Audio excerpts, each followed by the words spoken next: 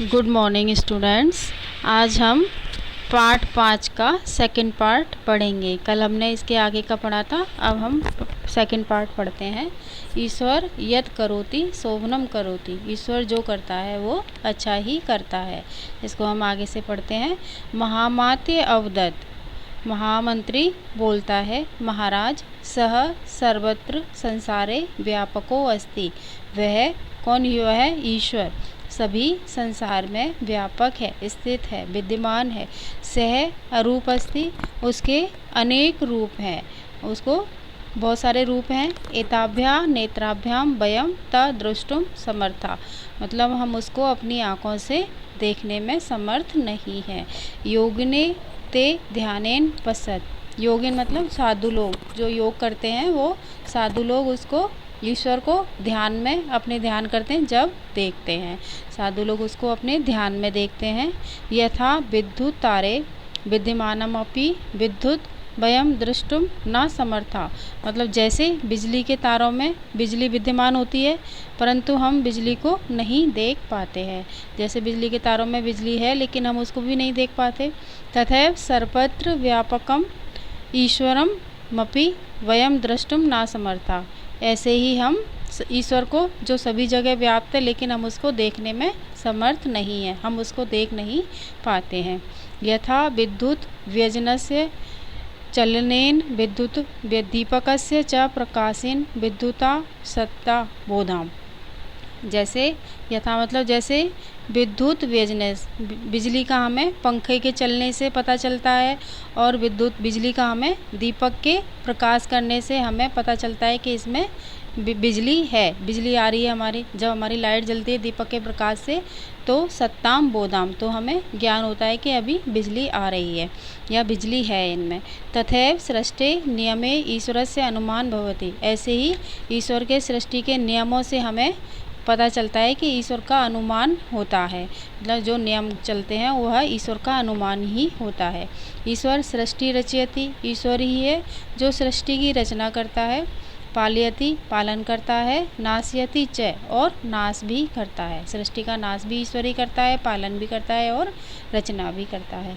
तस्य शासनेन सूर्य चंद्र पृथ्वी वायु जना पशव कीटा च सर्वे एवं कार्याणि कुर्वन्ति, उसके ही शासन में सूर्य चंद्र पृथ्वी वायु जना मतलब लोग, पशव पशु, कीटा मतलब कीट पतंगे जो रहते हैं, पशु और कीट पतंगे सभी कार्य करते हैं।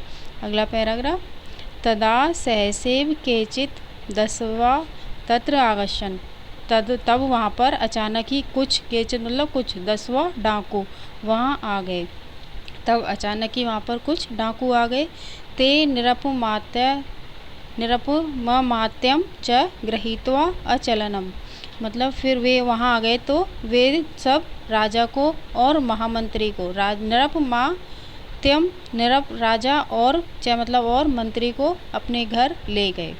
तदा दस्युराजो अमात्यम पृच्छत, तब वहाँ पर दस्यु राजो जो डाकुओं का राजा था वह महामंत्री से पृच्छत पूछता है। अस्ति तव पुत्र, तुम्हारा, तब मतलब तुम्हारा पुत्र है, तुम्हारा पुत्र है? महामंत्री बोलता है आसीत, एक था, पुत्र पर स मृत्युग्रास अभन, परंतु वह मृत्यु का ग्रास बन गया है, मतलब वह मृत्यु हो गई है। मेरा एक पुत्र था, उसकी मृत्यु हो गई है। दस्युराज अवध, जो डाकुओं का राजा था, वो बोलता है दस्युन प्रति, जो डाकुओं के प्रति कहकर बोलता है, मूर्खा कस्मात बद एव ऐसे निष्पुत्र, कैसे आदमी को लेके आए हो जो निष्पुत्र है, जिसका पुत्र नहीं है। अस्माकम देवी निष्पुत्रस्य बलि ना वांछति, हमारी जो देवी है वो है निष्पुत्र, जिसके पुत्र नहीं है, ऐसे आदमी की बलि नहीं लेती है। जो हमारी देवी है इसकी बलि नहीं लेगी। तही त्यजत एतम, और फिर इसे छोड़ दो। दस्यव त्यजन, डाकू हैं उसको छोड़ देते हैं। अधुना देवय बलिदानाय नृपस्य वार आसीत, अब अधुना मतलब अब देवी के लिए बलिदान के लिए नृपस्य राजा की बारी आती है। मतलब राजा का नंबर आता है उसमें बलि के लिए। सहसा दस्यु राजस्य दृष्टि निरपस्य छिन्नायाम अंगुल्याम अपपत, मतलब फिर अचानक उसकी जो डाकुओं को आ जाता है उसकी दृष्टि नज़र निगाह राजा की कटी हुई उंगली पर पड़ती है। कटी हुई उंगली उसको दिखती है। दस्युराज अववत, फिर दस्युओं का राजा है जो डाकुओं का राजा है वो बोला मूर्खा दस्यु, अरे मूर्खो डाकुओं, तस्य पुरुषस्य तब उंगली छिन्ना अस्ति, इस पुरुष की तो एक उंगली नहीं है, कटी हुई है। अस्माकम देवी अंग रहितस्य जनस्य बलि न वांछति, हमारी जो देवी है अंग रहित मनुष्य की बलि नहीं लेती है, मतलब अंग रहित जो जिसका कोई अंग कटा हुआ हो ऐसे आदमी की बलि नहीं लेती। अतः एतमपि त्यज, इसलिए इसे भी छोड़ दो।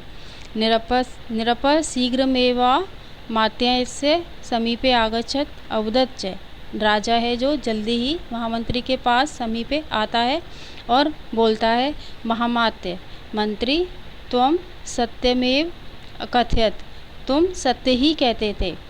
ईश्वर यत् करोति शोभनम करोति, जो ईश्वर करता है वो अच्छा ही करता है। पुत्रस्य मृत्यु त्वं रक्षत, पुत्र की मृत्यु से तुम्हारी रक्षा हुई। और छिन्ना अंगुली मम रक्षणे समर्थम अवबत, और जो मेरी कटी हुई उंगली है उससे मेरी रक्षा हुई। तो इस तरह से उन्होंने कहा ईश्वर जो करता है वो सच ही करता है, सही ही करता है। तो अब हम पाठ की हिंदी पढ़ लेते हैं। एक स्थान पर कोई एक राजा रहता था, उसका महामंत्री ईश्वर भक्त था। वह सदैव कहता था ईश्वर जो करता है अच्छा ही करता है। एक दिन महामंत्री के पुत्र की मृत्यु हो गई थी, तब उसके प्रति सहानुभूति दिखाने के लिए अनेक लोग उसके पास आए और कहने लगे महान अनर्थ हुआ है कि बचपन में ही तुम्हारे पुत्र की मृत्यु हो गई। विधाता ईश्वर बहुत कठोर है। दुखी महामंत्री ने तब मंत्री सभी से कहा ईश्वर जो करता है अच्छा ही करता है। सभी लोग सोच रहे थे यह पिता बहुत ही कठोर है। एक कैसा पिता है, कितना कठोर है जो पुत्र के मरने पर भी ऐसा कहता है। उसके धैर्य और ईश्वर के प्रति विश्वास की सभी लोग प्रशंसा कर रहे हैं। अब आगे दूसरा पैराग्राफ। एक दिन राजा की उंगली चाकू से कट गई थी। राजा महामंत्री से बोला महामंत्री कटी हुई उंगली में बहुत पीड़ा हो रही है। महामंत्री ने पुनः कहा ईश्वर जो करता है वह अच्छा ही करता है। यह सुनकर राजा बोला महामंत्री तुम तो बहुत दुष्ट हो, जो मेरे कष्ट में भी ऐसा बोलते हो। मेरे दुख हो रहा है और तुम्हें ऐसा बोल रहे हो। इस कारण से राजा रुष्ट होकर नाराज होकर अमात्य मंत्री के साथ बात भी नहीं कर रहा था। अमात्य के मंत्री के साथ बात बिना करे उसके राजा के कार्य में समुचित रूप से मंत्री काम नहीं चल पा रहा था। एक दिन राजा शिकार के लिए मंत्री के साथ जंगल में जा रहा था। वहाँ रास्ते में राजा ने उससे पूछा मंत्री तुम प्रतिदिन कहते हो ईश्वर जो करता है अच्छा ही करता है, अब बताओ ईश्वर तुम्हारा है कहाँ। महामंत्री बोला महाराज वह संसार में सभी जगह व्याप्त है, बहुत रूप हैं उसके और उसको हम नेत्रों से देखने में समर्थ नहीं हैं, हम उसको नेत्रों से नहीं देखते हैं। साधु लोग जो होते हैं उसको अपने ध्यान में देखते हैं। जैसे बिजली के तारों में बिजली के होते हुए भी हम उसको नहीं देख पाते हैं, वैसे ही चारों ओर जो ईश्वर है उसको भी हम नहीं देख पाते हैं। जैसे बिजली से पंखे चलने का एहसास होता है और दीपक के प्रकाश से बिजली के होने का एहसास होता है, वैसे ही संसार के नियमों से ईश्वर का अनुमान होता है। जैसे ईश्वर है उसके नियमों से हमें पता चलता है। ईश्वर संसार की रचना करता है, पालन करता है और नष्ट करता है। उसके शासन में सूर्य, चंद्र, पृथ्वी, वायु, लोग और पशु, कीड़े मकोड़े सभी कार्य करते रहते हैं। अब हमारा लास्ट पैराग्राफ है। तब अचानक ही कुछ डाकू वहां आ गए। वे राजा और मंत्री को उठाकर ले गए। तब डाकुओं के राजा ने मंत्री से पूछा तुम्हारा पुत्र है। महामंत्री ने कहा एक पुत्र था परंतु वह मृत्यु को प्राप्त हो गया है, उसकी मृत्यु हो गई है। डाकुओं का राजा डाकुओं को संबोधित करके बोला, मूर्खों, किसे बंदी बनाया है, किसे पकड़ कर लाए हो? ये तो निष्पुत्र है, इसका तो कोई पुत्र नहीं है। हमारी देवी जिसके पुत्र नहीं होता है उसकी बलि नहीं चाहती है, उसकी बलि नहीं लेती है, इसे छोड़ दो। डाकुओं ने उसे छोड़ दिया। तब देवी की बलि देने के लिए राजा की बारी आई। अचानक डाकुओं के राजा की नज़र उसकी राजा की कटी हुई उंगली पर पड़ी। डाकुओं का राजा बोला, मूर्ख डाकुओं, इस पुरुष की तो उंगली कटी हुई है। हमारी देवी अंग रहित व्यक्ति की बलि नहीं लेती है, अतः इसे भी छोड़ दो। राजा शीघ्र ही मंत्री के पास गया और बोला, महामंत्री, सत्य ही कहते थे, तुम सही ही कहते कि ईश्वर जो करता है वह अच्छा ही करता है। पुत्र की मृत्यु ने तुम्हारी रक्षा की और कटी हुई उंगली ने मेरी रक्षा करने में समर्थ हुई। Thank you.